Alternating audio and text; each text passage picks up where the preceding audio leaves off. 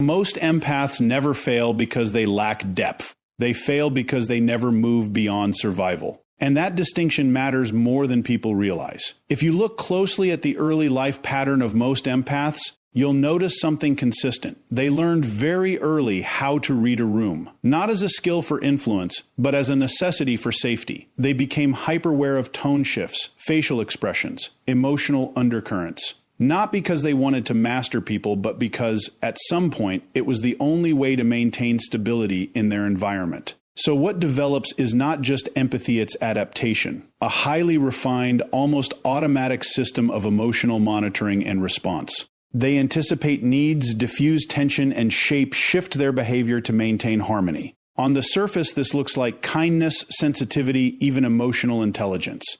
But underneath it, there's a more primitive driver, survival. And survival mode has a very specific characteristic. It prioritizes short-term stability over long-term evolution. This is where the trap forms. Because once an empath becomes effective at managing emotional environments, they start to receive reinforcement. People rely on them. They're seen as the strong one, the understanding one, the one who can handle it. And slowly, without realizing it, they build an identity around being the stabilizer. But here's the problem. That identity is built entirely within the context of other people's needs. So instead of asking, who am I becoming? They stay focused on, what does this situation require from me? And those are two very different questions. The Sofia Stage, the stage of clarity, sovereignty, and internal alignment, demands a shift away from external orientation. It requires an individual to stop organizing their life around managing others and start organizing it around truth. Not comfort, not approval. Truth, but truth is disruptive. Truth doesn't maintain the existing emotional structure, it challenges it. It forces the empath to see where they've been overextending, where they've been tolerating, where they've been abandoning themselves in subtle, socially acceptable ways. And this is where most empaths hesitate, because stepping out of survival mode doesn't feel like relief at first, it feels like risk. When you've spent years preventing conflict, choosing yourself feels like creating conflict. When you've built your identity on being needed, stepping back feels like losing value. When you've trained yourself to maintain emotional equilibrium, disrupting that system feels like instability.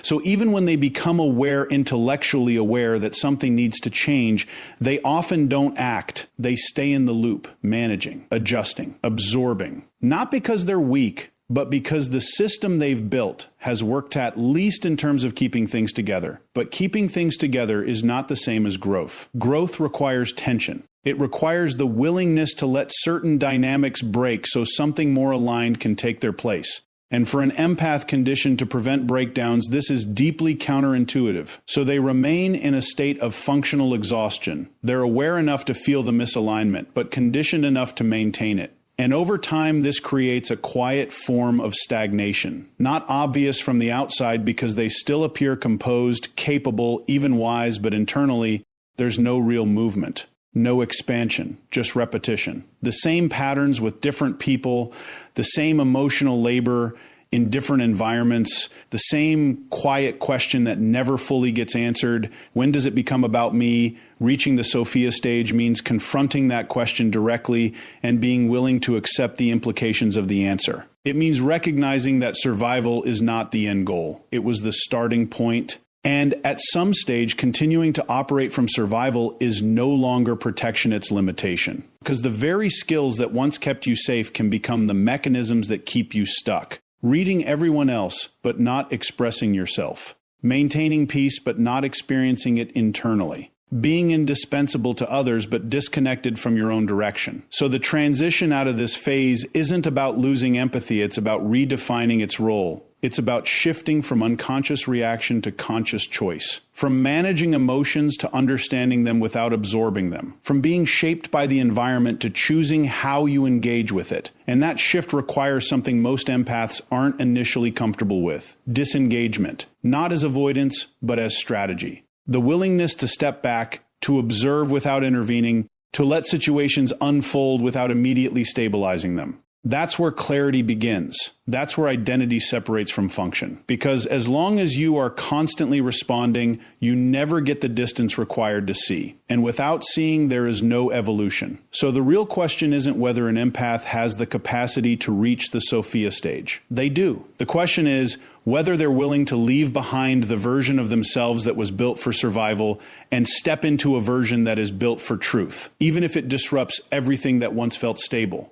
Because at some point, staying the same is no longer safe. It's just familiar. If survival mode is the foundation, then the absence of boundaries is what keeps that structure permanently intact. Because without boundaries, there is no separation, and without separation, there is no identity. An empath who cannot define where they end and someone else begins will always be operating in a state of diffusion, not direction. What most people misunderstand about boundaries is that they see them as a social tool, something you use to manage other people's behavior. But at a deeper level, boundaries are a psychological structure. They define your limits, your standards, your capacity, and most importantly, your sense of self. Without them, you don't just lose energy, you lose clarity. And empaths, by their very nature, are vulnerable to this loss because their default orientation is outward. They feel first, interpret second, and prioritize response over reflection. So when someone expresses a need, an emotion, or even subtle discomfort, the empath instinctively moves toward it. They engage, they accommodate, they adjust. Not because they've consciously decided to, but because it feels automatic. And over time, this creates a pattern of overextension. They say yes when they mean maybe. They tolerate when they should question. They remain present in spaces that are quietly depleting them simply because leaving would feel like disruption. And every one of these small decisions accumulates into something much larger, a life that is shaped more by external demand than internal intention. Now here's where it becomes critical. Every time an empath overrides their own limit, they send a signal not just to others, but to themselves. The signal is this: my boundary is negotiable. And the more that signal is repeated, the weaker the boundary becomes, until eventually it's no longer a boundary at all. It's just a preference that gets ignored. And this is why so many empaths feel exhausted without understanding why. It's not just that they're giving too much. It's that they've lost the internal mechanism that tells them when to stop. The Sofia stage requires a fundamentally different relationship with energy. It requires discipline. Not emotional suppression, but emotional regulation. The ability to feel without immediately reacting. The ability to recognize a demand without automatically meeting it. And most importantly, the ability to tolerate the discomfort that comes with saying no. Because that discomfort is real. When an empath begins to establish boundaries, the first response is not relief, it's tension. There's guilt. There's second guessing.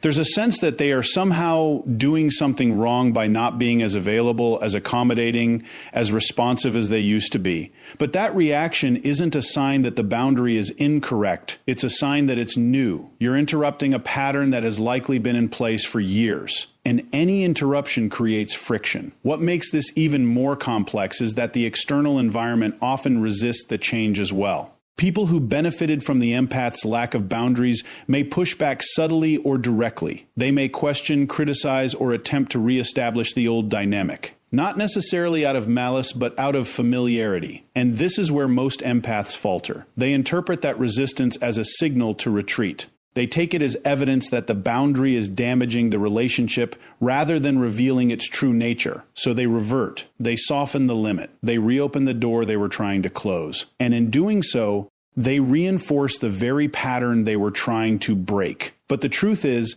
a boundary doesn't damage a healthy relationship, it defines it. It creates clarity. It establishes mutual respect. And if a relationship cannot sustain that clarity, then what it was built on was not alignment, but access. And access is not the same as connection. The empath who reaches the Sofia stage understands this distinction.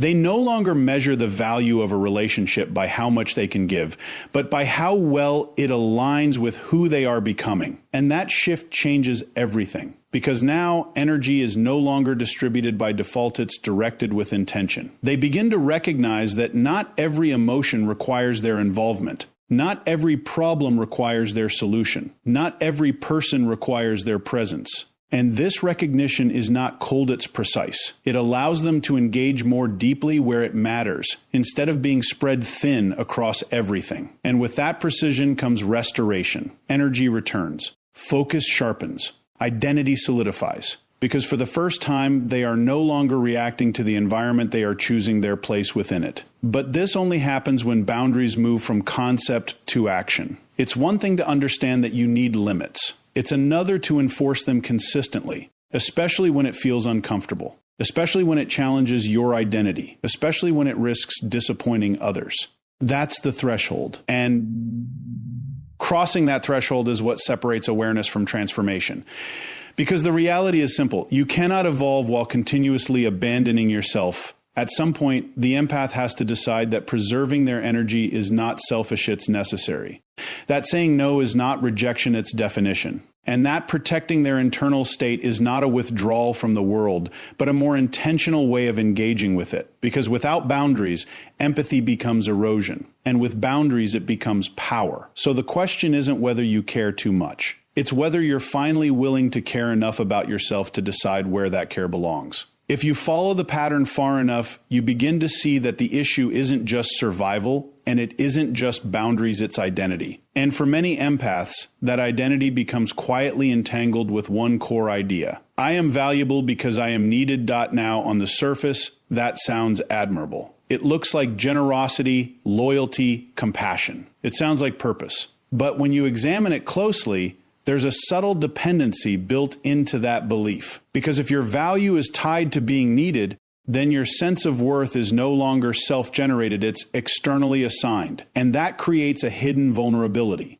Because now your stability depends on someone else having a problem. Think about that for a moment.